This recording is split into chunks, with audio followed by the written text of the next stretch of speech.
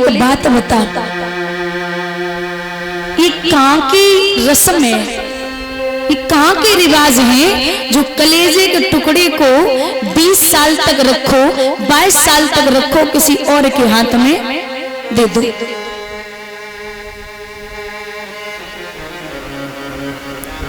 एक निवेदन है दादा, आप जीवन में कहीं भी भोजन करने जाएं और भोजन अच्छा न बने तो आप कह सकते हैं कि भोजन में स्वाद नहीं आया, लेकिन अगर कोई पिता अपनी बेटी की शादी कर रहा है, अगर भोजन में स्वाद भले ही कम हो, लेकिन आप ये कभी मत कहना कि भोजन अच्छा नहीं बना, क्योंकि उस दिन के लिए वो बाप जीवन पर्यंत तक कमाता है। किसी बाप के 3-4 बेटियां होना तो वो पिता सुबह 7 बजे घर से निकल जाता है और रात में 10 बजे लौट के आता है कमाने के लिए कि बेटी मेरी अच्छे घर में जाए। बिटिया जब पैदा होती है तो लक्ष्मी, भाग्य और संस्कार लेके आती है। पिता चाहे कितना भी गरीब हो और लड़के वाले अगर 10, 15, 20 लाख रुपए मांग ले तो कहीं से भी लाएगा, इकट्ठे करेगा। और जब बिटिया जयमाला पे पहुंचती है ना सज धज करके, माताओं बेटी तो वहां पहुंच जाती है, लेकिन बाप खुद के कपड़े बदलना भूल जाता है।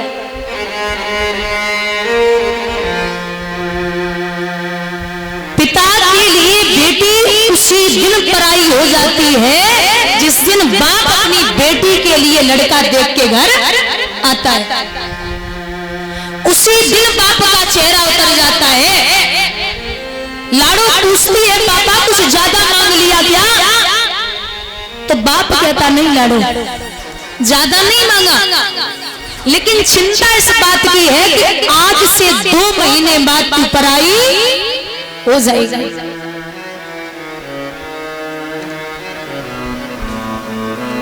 और बेटियां भी ऐसी होती हैं, बेटियां ऐसी होती हैं, अगर भाई से झगड़ा हो ना तो कहती बस पापा को आने दो, मैं कुछ नहीं कहूंगी, बस पिताजी को आने दो।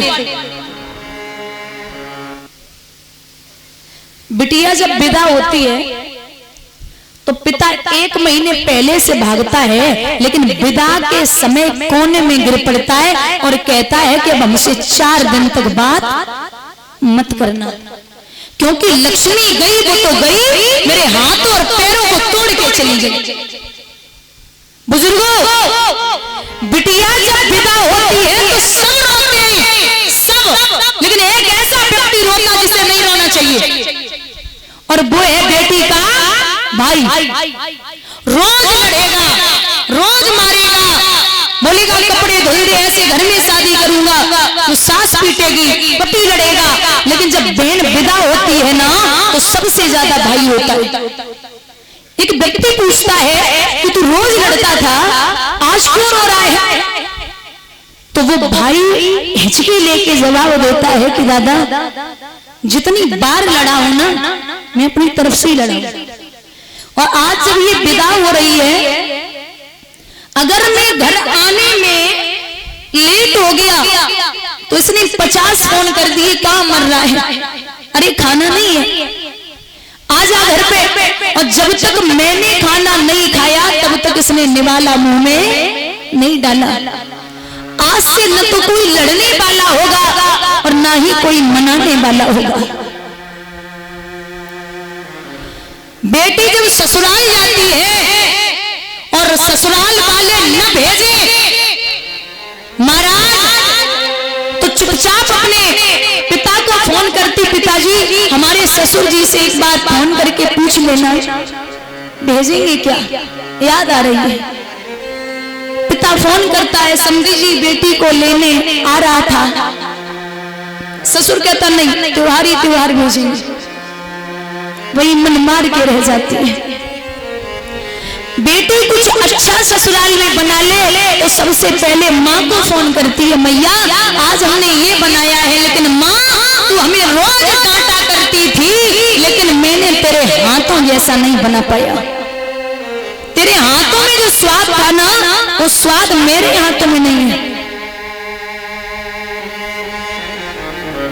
बिटिया हर समय पिता को फोन करेगी, पापा तबीयत ठीक है ना, दवा टाइम से लेते हो ना, अरे आप तो भूल ही गए, आते भी नहीं हो।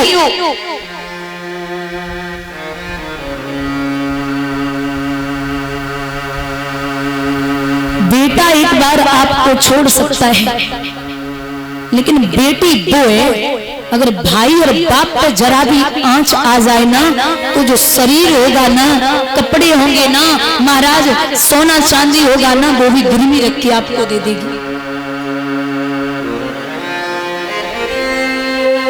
हर माँ बाप चाहते हैं कि मेरी बेटी सुखी रहे,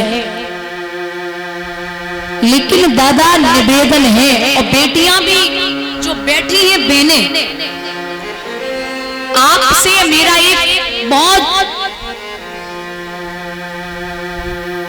दिल से आपसे बोल रही हूं कि कहीं भी परिवार में लड़ाई हो जाए, चाचा ताऊ में या माँ में, चाची में, परिवार में, तो आप बीच में मत बोलना, आप बीच में मत बोलना। और अगर तीज त्योहार आ रही हो मायके में, तो पापा की और ताऊ की लड़ाई है, तो आप ऐसा मत करना कि ताऊ के घर पे न जाओ। आप पराई घर की हो, आपको जाना चाहिए। लड़ाई आपसे नहीं हुई है, यहाँ भाइयों भाइयों में आज लड़ाई है, कल सलाह भी होगी और आप फालतू में ही बुरी हो जाओगी। इसलिए आपका आना जाना कभी भी बंद नहीं होना चाहिए, तो रिश्ते बने रहेंगे।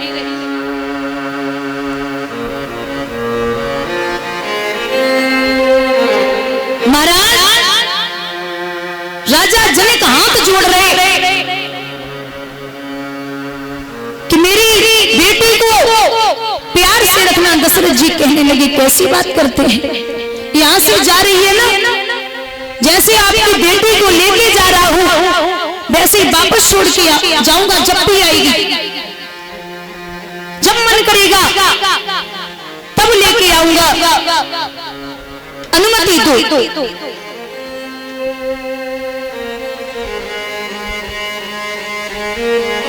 बिता किया मां सीता बड़ी रोई,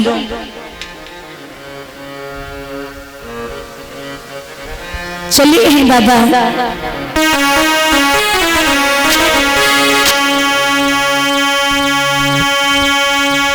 बाबुल गाई घर में है